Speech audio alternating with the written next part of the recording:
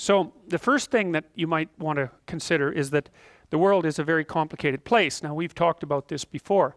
And the way that you handle, there's way too much complexity for you to handle in its entirety. So for example, in a room like this, there's an endless number of phenomena that you could focus your attention on, right? From the sort of macro phenomena, which would be the overall, say, color or appearance of the room, to the micro phenomena, which would be the details at the highest level of detail that you're able to perceive that litter the landscape anywhere. And so one of the problems that you have to solve when you're operating in the world is how you perceive the world.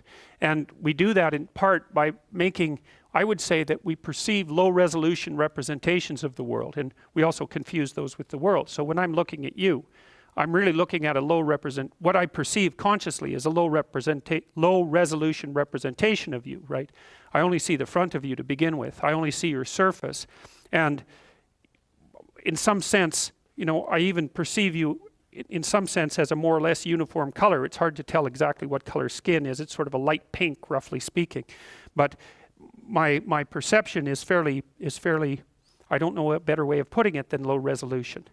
And I seem to perceive you at the level of resolution that's sufficient, the lowest resolution that's sufficient to facilitate our interactions, because I don't want to clutter up my perceptions of you when we're just talking with excess detail. So there's lots of things about you I don't need to see. I certainly can't see any of your microstructures below the phenomenal level. Like I can't tell without tremendous further investigation what you're made of biologically, for example. And I certainly can't perceive the networks of society that you're engaged in, your family or the other sorts of networks that you're embedded in. I see you here now, the front of you, at low resolution.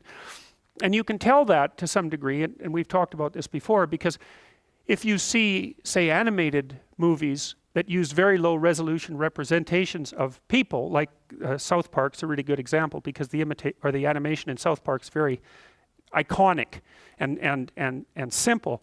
It actually makes almost no difference to following the story. And so that shows you how iconic your perception really is. It can be replaced by very simple icons, and you instantly adapt to that. You know, and so we can go and see the Lego movie, the Batman Lego movie, for example, and the fact that it's Batman, which is an abstraction to begin with, and then it's made out of Legos, is almost irrelevant to following the plot.